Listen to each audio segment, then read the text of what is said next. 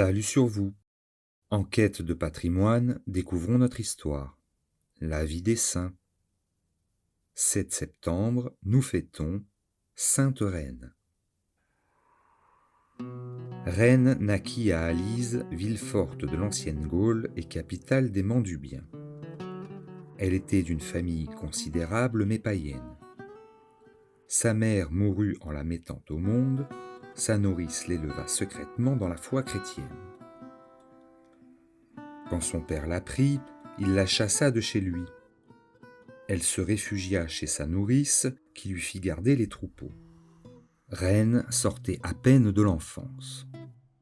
Le gouverneur de la province, Olybrius, persécuteur des chrétiens, la remarque dans la campagne à cause de sa grande beauté et conçoit pour elle une violente passion. La jeune vierge rejette les propositions les plus séduisantes. Elle veut rester chrétienne et servante de Jésus-Christ.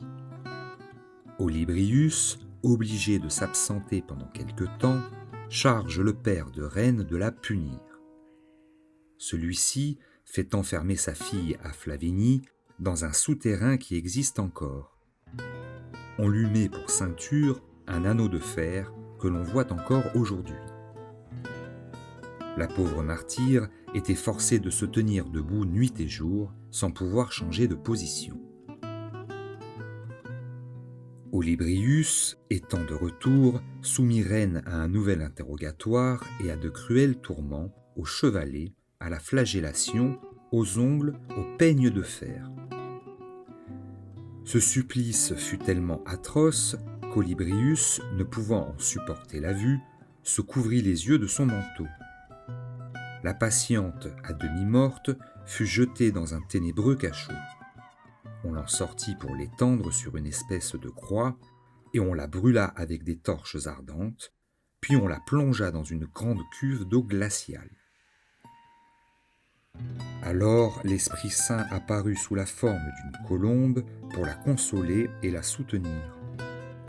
À ce spectacle, plus de 800 païens se convertirent.